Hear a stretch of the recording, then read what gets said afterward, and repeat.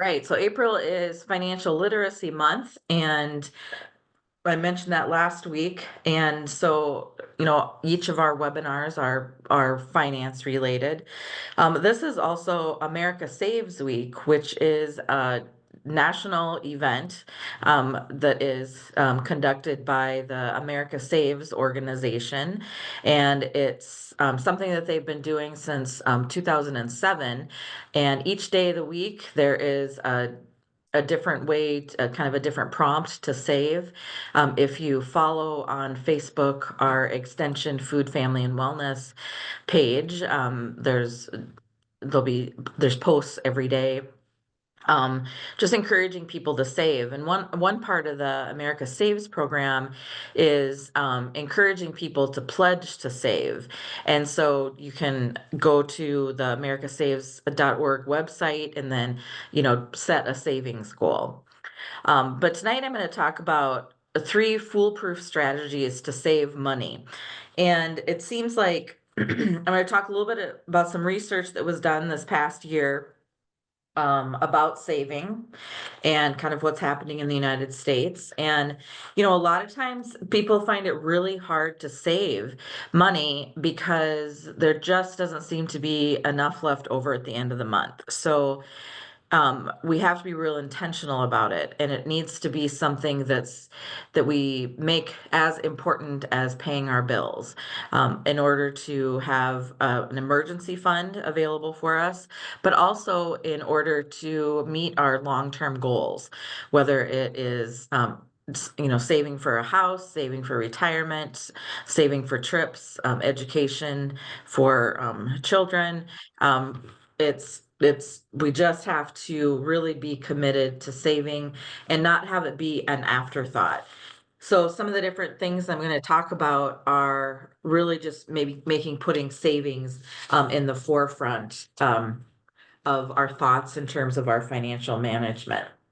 So to get started, I just wanted to share some research that had been done related to savings, more specifically emergency savings. And as we know, emergency savings are meant to be used in case of a sudden large expense, like a medical emergency or a car repair. Last month, we had a bathroom repair that we pulled money from our emergency savings to pay for. And ideally, no one should have to use them, like those emergency funds, for everyday expenses. But Bankrate conducted a study in 2024, and it's a study that they've been doing since 2011, that showed there was a significant percentage of Americans that have tapped into their emergency savings in the past year for everyday expenses and bills as well as emergencies. And the most recent data, it was pulled in February of 2025, examines the percentage of people who pulled money from their emergency savings, how much they pulled, and what they pulled the funds for. So in the last several years, we have been dealing with a number of economic issues, like with high inflation, a slower job market, and the high inflation, causes us to, those prices are much higher, but it also decreases maybe the interest rate on savings accounts. And so we still want to be able to save money, and Americans are still saving money. But they're using maybe that savings for some other things other than that savings goal. So the first point I have up here is more than 1 in 3 Americans needed to tap their emergency savings in the past year.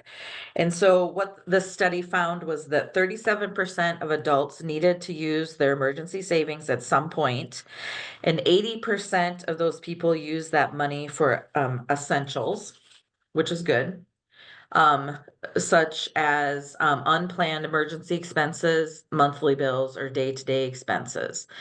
So those that use the savings for essentials, about half of them used it for an unplanned emergency, so like medical bills or car expenses, and that's kind of what we would want to use that emergency savings for. But then 38% used the emergency savings just to pay monthly bills, such as rent and utilities. 32% used it for day-to-day expenses, such as buying food and supplies. 22% used it to help family, and 21% helped or used it to pay debt. So as you can see, those things that I've listed there, these are all needs or they're necessities, and they're a part of, just being able to, if family is important, being able to help out family. If we're using that to pay debt, it's either, trying to get ahead of that debt and be able to kind of reduce that burden, or just those day-to-day expenses. And so, what's happening then is if we're dipping into our savings, that means our income isn't covering our expenses. And so this study didn't get into to that, but thinking about how our either other expenses are increasing so much that our monthly income isn't covering that anymore like it used to, or people's incomes are decreasing, and so then it's causing them to get into those savings. So that second point is that we're needing to use emergency savings, often pulled between 1,000 and 2,500 dollars. And so 26% of the people who use the emergency savings at some point, 22% or 26% of the people used that, pulled that amount. 22% pulled between $500 and $999. 18% pulled less than 500, and then 15% pulled 5,000 or more, and 14% pulled between 2,500 and $5,000. So once again, it's depending on how much is in that emergency savings.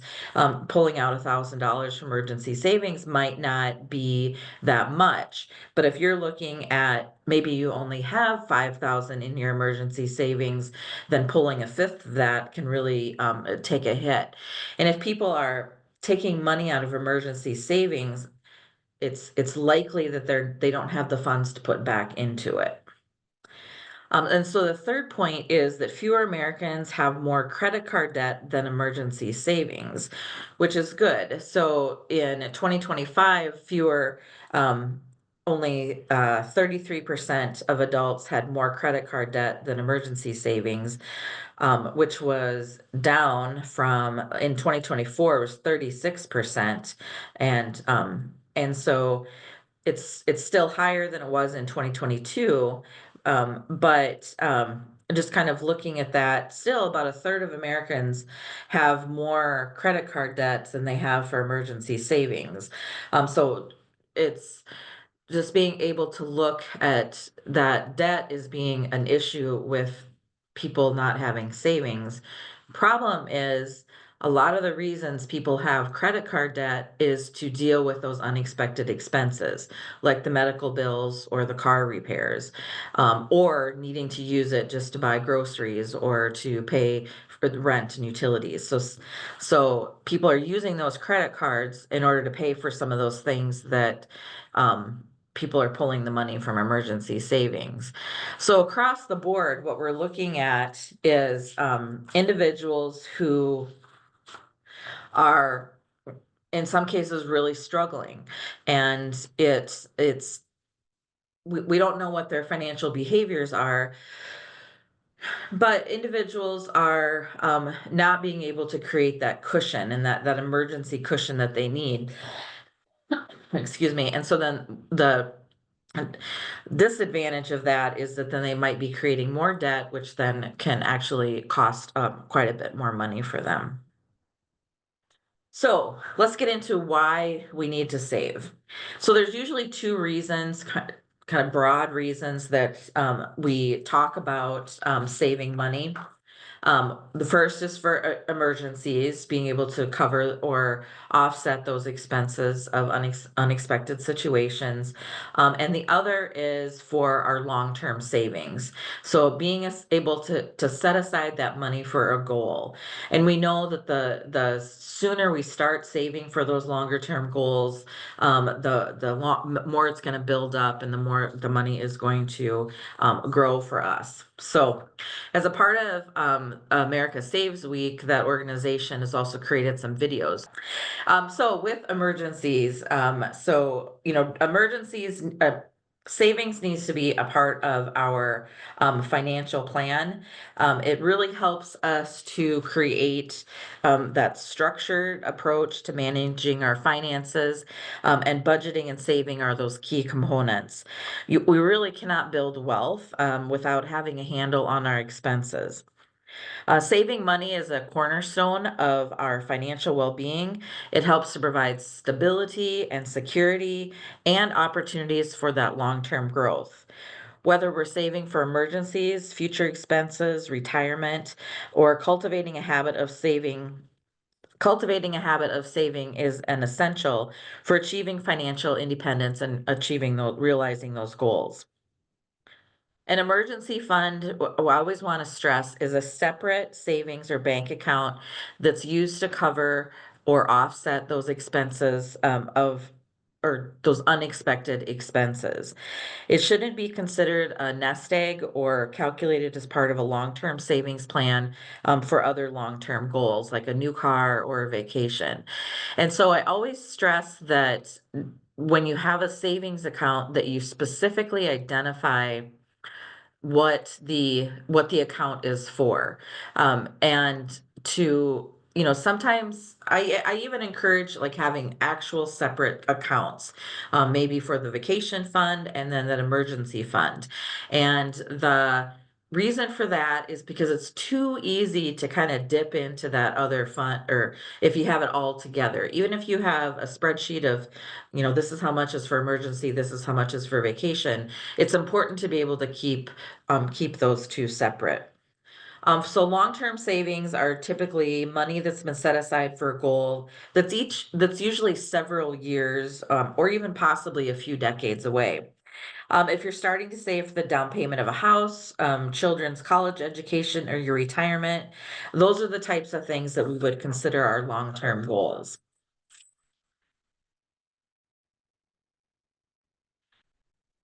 See, where's my cursor? Here it is. Okay. So how much is it that we're going to save? That is a question that's kind of difficult to answer, and you'll notice I always say something is better than nothing. The video talked about if you don't have emergency savings, the video talked about having like starting with a goal of $500, and then and a little bit later we'll talk about some strategies to kind of how to start saving that $500.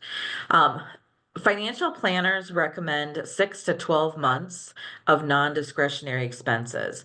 So looking at your budget and figuring out, what is your housing cost, your transportation, insurance, food, utilities, childcare, and anything else that is non-discretionary. So anything that you need to be able to pay for. Calculate what that amount is. It's not going to be all that you spend every month. It's just going to be the amount for these necessary expenses. And then figure out 6 to 12 months. I've done that multiple times when I first got started in my professional career, and that number was extremely daunting to save the 6 to 12 months. And so what I did is broke it down into a little bit smaller goals. So I first looked at having 1 month's worth of expenses, and then continue to build from there. But what's important to remember is something is better than nothing. And sometimes, like when you reach that goal, always keep in mind that you want to continue to kind of maintain whatever that level is. But then also you can possibly make some changes. Some other researchers or financial service providers recommend just a 3 months. And part of the 6 to 12 months is if you say you lost a job and then you would need to use your emergency savings in order to pay your bills, sometimes it can take 6 to 12 months to get another job.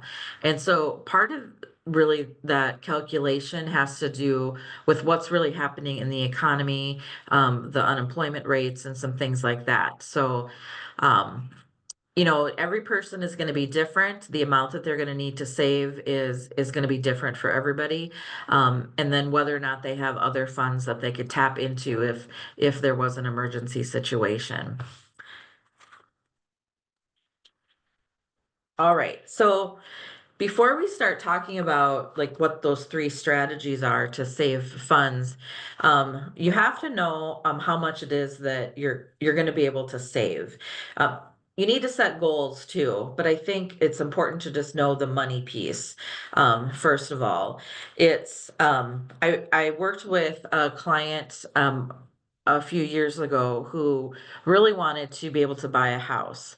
And so she set up a savings account so she could put, a certain amount of money in that account every month to save for the down payment for the house. And that's perfect. That's exactly what she needed to be doing. The problem was she didn't have a handle on her income and expenses. And she also had some outstanding debt that was going to impact her credit. So she started off doing the right thing, but she also needed to know what her day-to-day expenses and spending was so that she could really accurately figure out if she could work towards meeting that goal. So if we think about SMART goals, one of those, achievable and realistic, for her, um, eventually it could be achievable, but at this point in time, it wasn't realistic for her to be putting that money into saving. So that's why I start with talking about some of these basics here. So whether or not you use a budget or a spending plan, kind of whatever it is that you want to call it, we'll talk about that in a minute, and then tracking spending, and then looking at reducing expenses or increasing income depending on what a person's needs are. So first with the spending plan, this is just your budget. It's your plan for how you're going to allocate your income to the different expenses. We all have different income and expenses. And so, every plan is going to be very unique to us. It's also going to include, really highlight what our values are, what's most important to us in terms of some of those spending accounts. So here are, three examples of types of budgets. The first is called a zero-based budget. And what this is where you allocate every dollar of income within that budget. And so as an example, the sheet that's on the screen, we have our income, fixed expenses, other bills, and recap. And this is just kind of a random template that could be used in order to set up that initial budget. A zero-based budget is really good if you are either a planner and really like to kind of have very detailed information about your finances, or you might be an overspender and need to have a little bit tighter guidelines for your spending. And so you're going to use, every dollar deliberately. So if you're going to identify how much you'll spend on groceries, how much on transportation, how much on entertainment, going out to eat. Also, how much you're going to spend on savings, how much you're going to have for that. And just being able to calculate that information. And what's nice is if any money that's left over after you've determined what all your expenses are, that's the start of your savings. The thing with the zero-based budget is that you do need to make sure that you're tracking your spending in order to be able to stay within the amount that you have allocated for each of those expenses.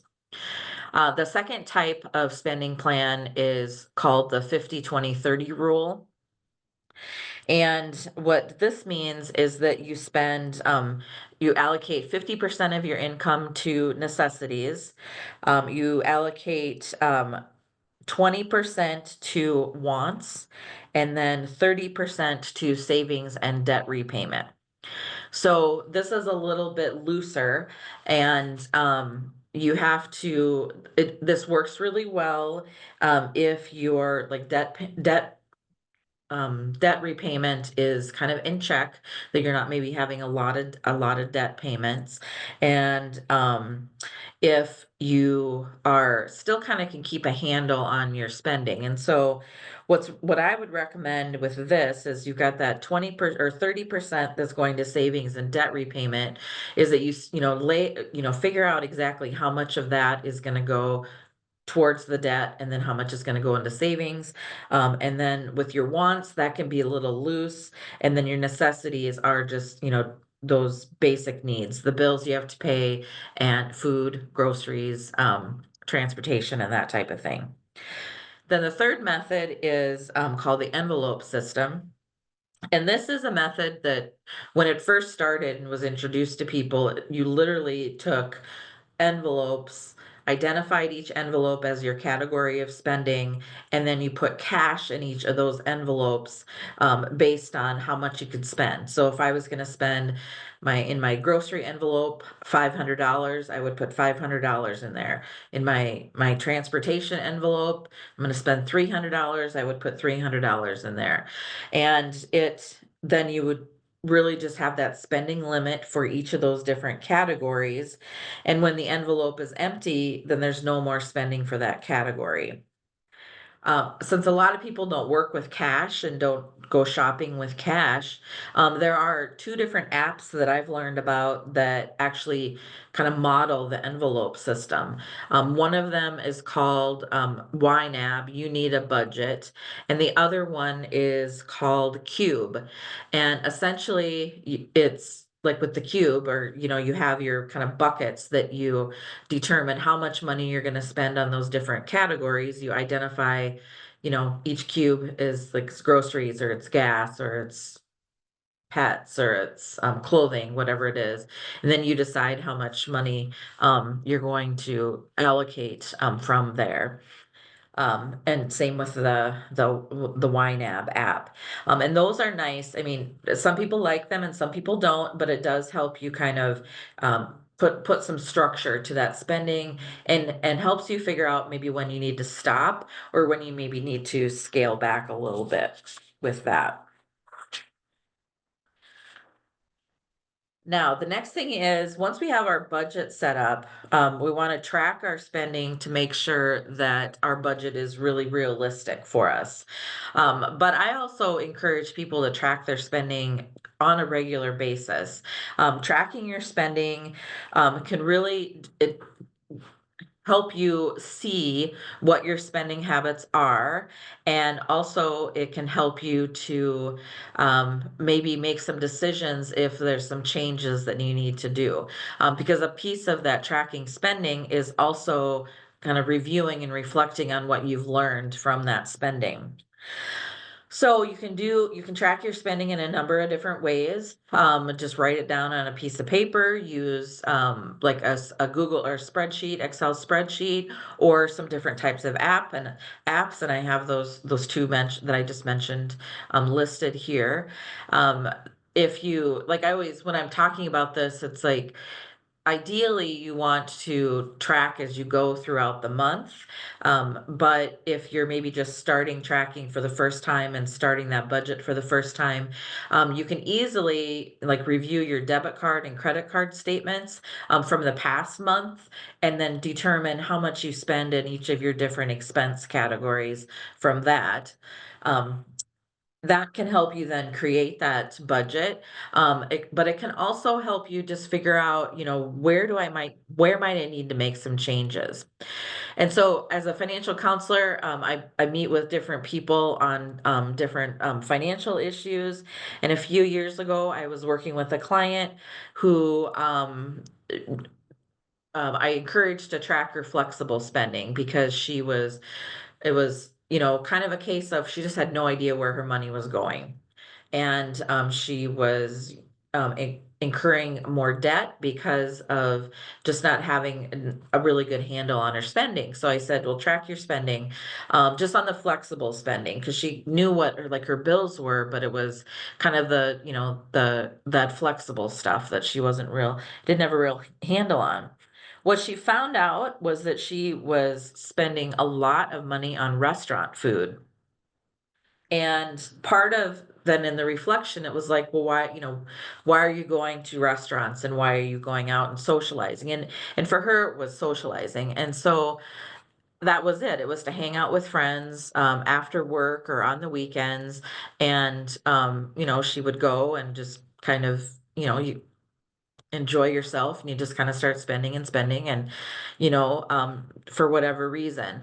And so by reviewing that information and then us talking about why she was maybe overspending in that category, she came up with some strategies on how to reduce that. So instead of going out with her friends, she decided to invite them over to her place, and then make some drinks or have some appetizers and things like that. And that ended up costing a lot less money, but she was still able to socialize with her friends. So for her, it was very eye-opening to just see how much money she was spending. And so I encourage people to track their spending if you don't regularly do it, especially if you're finding yourself just like, I have no idea where my money is going. I can't believe it's, halfway through the month and I still have bills to pay, and I just don't have any money to spend on it. So I encourage that tracking on a regular basis, because that can really help you figure out where you're at. Then, once you've created that spending plan, you've tracked your spending, you're realizing that maybe something needs to change. And so one thing to do is to reduce your expenses. And tracking and can really help you see, how many times are you grabbing that coffee? How many times are you going out for lunch? How many times are you maybe doing some like online ordering for things that maybe are more of a want than a need? Or are there subscriptions that you're paying for on a monthly basis that you're not actually using? And so being able to look at that and figure out where are some ways that maybe I can cut. And so another example from another client that I worked with, this individual was taking a leave of absence from their job to deal with a health issue. So they knew that their income was going to be quite a bit lower. So they reviewed their expenses, and then just being able to look at some of those expenses, what were some things that they could cut or reduce, and what were some things that they would need to keep. This particular person, you know, had streaming services for entertainment. And so logically, that would be something to be able to cut to help reduce expenses. But because they were going to be dealing with health issues, they knew that having those subscriptions for those streaming services was actually going to be a benefit for them and really help them in terms of their recovery from the health issues. So you want to kind of look at why maybe you're doing some of the things you're doing, and then realistically look at, can I reduce that? Or is there something else, that I might need to look at? So I never tell people to, cut the cable, to, reduce your cell phone services, you know, or anything like that, because there's reasons we're doing that. If it's excessive, then maybe there's a way to scale back a little bit. But sometimes cutting everything doesn't really help. So a good example is I really enjoy Caribou coffee, and there's a Caribou just on my way to work. And so I often find myself just, I try to set a goal where I just like once a week I'll get a coffee, but I tend to slip every once in a while.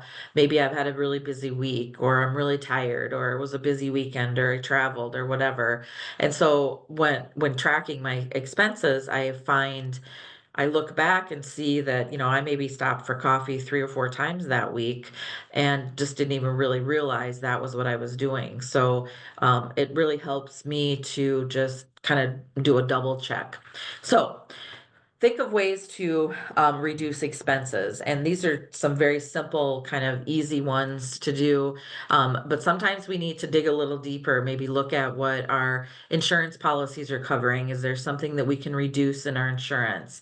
Are there some other services that we have that maybe we can reduce some of the expenses associated with that?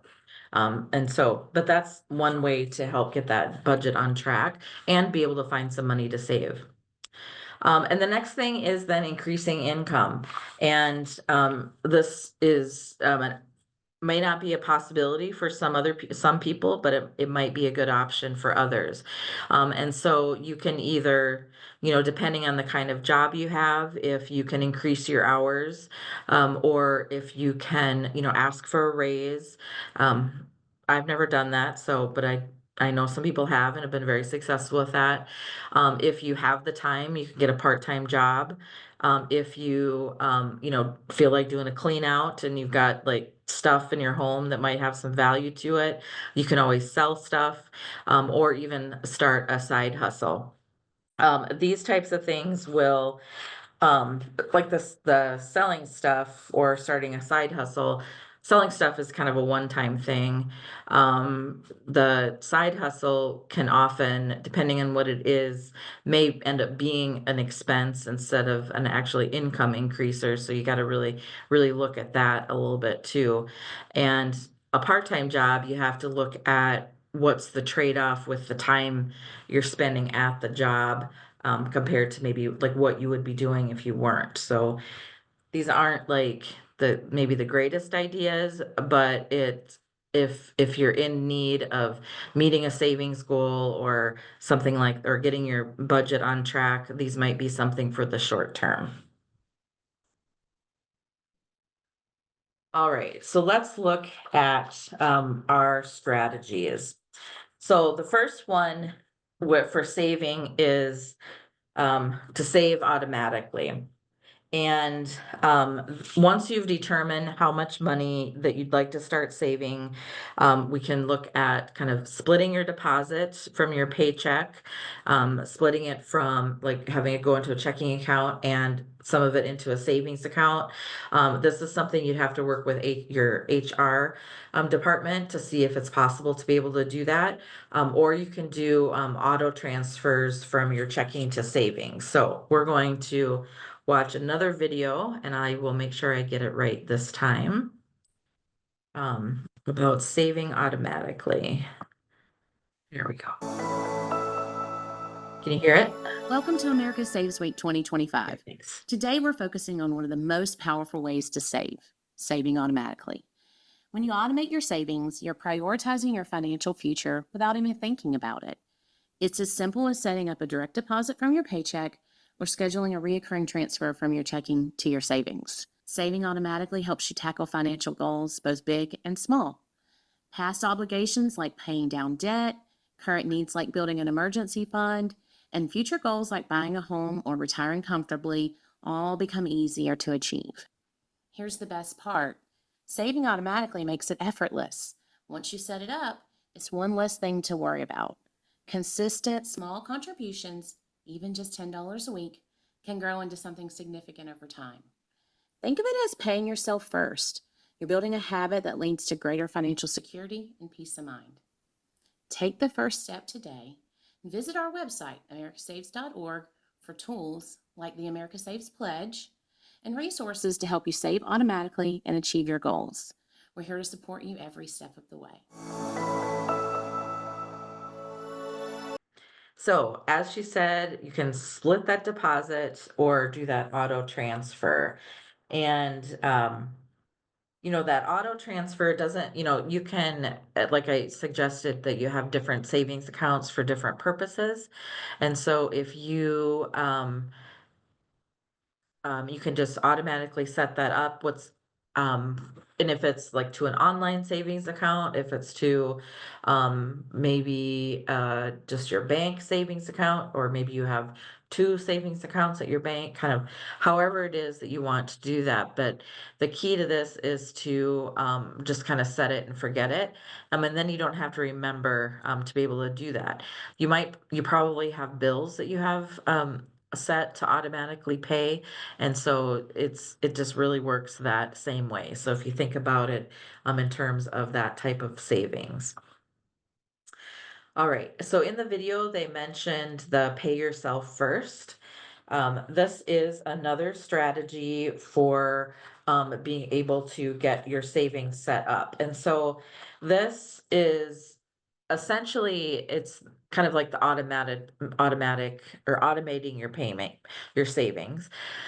But it's determining your savings amount first, at a part of that budget, rather than having it as whatever's left over, is what you're gonna put into savings. So, working with this, you're going to determine, what is your savings goal? How much money do you need to, be able to, or do you want to be able to save?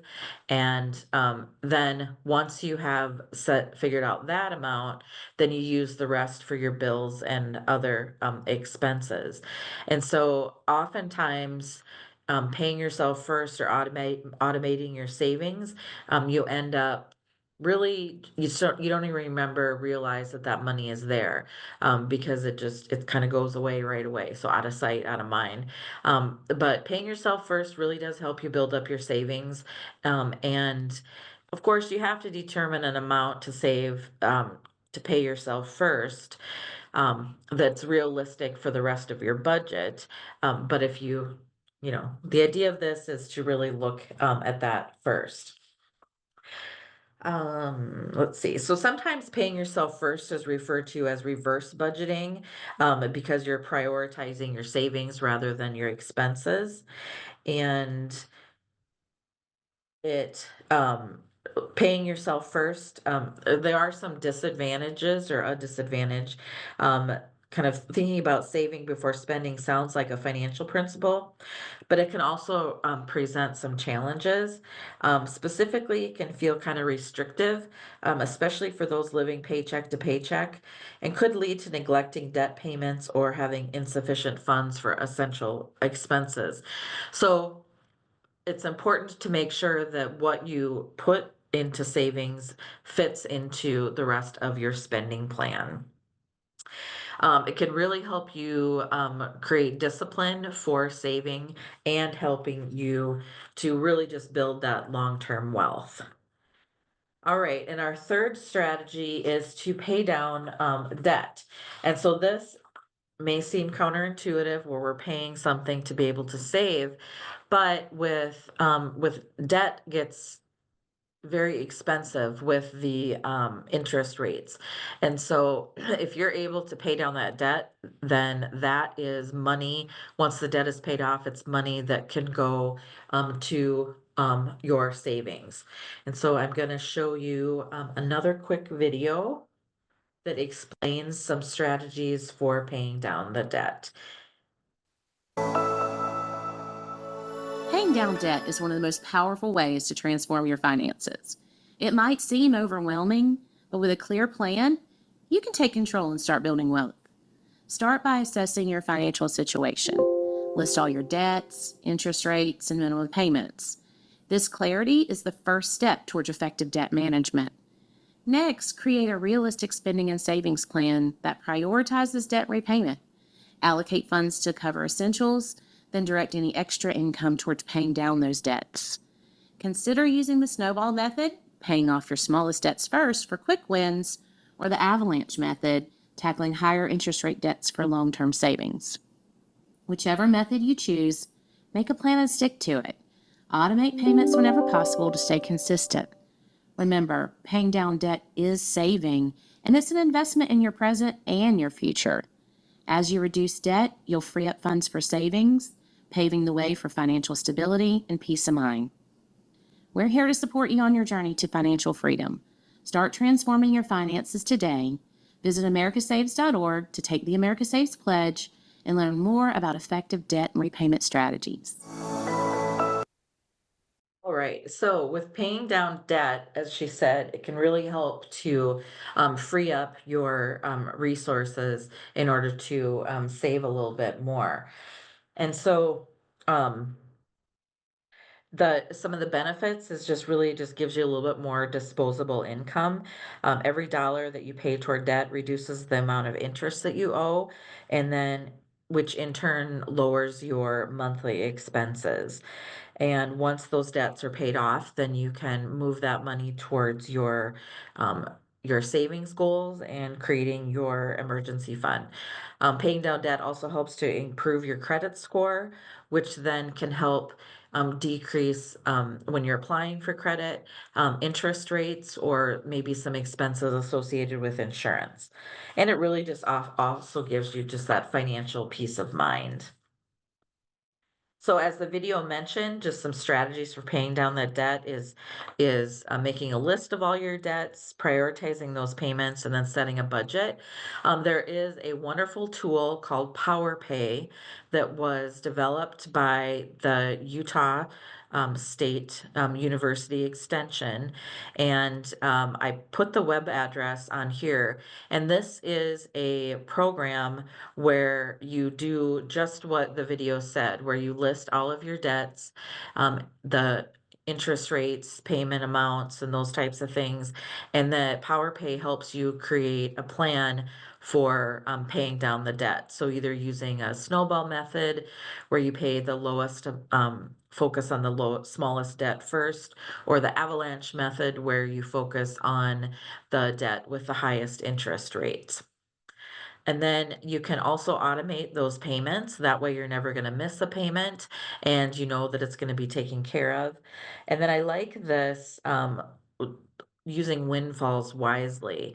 And this anytime that you might get some money that you didn't plan on getting, if it's maybe a tax refund or um, a raise or just maybe a gift from somebody is kind of looking at that 30 rule where you put 30% towards past debts, 40% to present needs, and then 30% to those future goals. So paying down your debt can really make a difference because it can really free up a lot of your it can really free up those expenses that or free up your cash flow and help you to have more money to put towards those savings goals. All right, so this last little video I'm going to show you is about savings at any age. And actually, based on time, I don't think I'm not going to show it to you. But so this video just talks about, at any age, no matter where you're at in your life cycle, you can be saving. So we know that the longer time we have, the less we have to save over time. But even if we're, let's see, experienced individuals, maybe looking at retirement or people who are retired, we still always have savings goals. And so we can implement any of these strategies into our savings. It's also a great skill to teach young children the idea of kind of helping them learn that discipline to be able to save and know that they can, set that goal and work towards that goal and be involved in that process. All right, so that is wraps things up for this webinar. I hope you learned a few tips about saving, maybe being able to look a little differently at your approach towards savings. If you feel like you've always struggled with being able to save some money, I'm hoping that one of those strategies you'll be able to try out and that will end up working for you. None of them cost any money to be able to do. So that's the nice part of those different strategies. As we wrap up tonight, if you if you could take um, do the evaluation, if you have your phone, or the link to the evaluation is on the screen. And I will also take questions at this time. There are a lot more resources on the americasavesweek.org website, and so you can always go there and get more resources for each of the different topics for America Saves Week.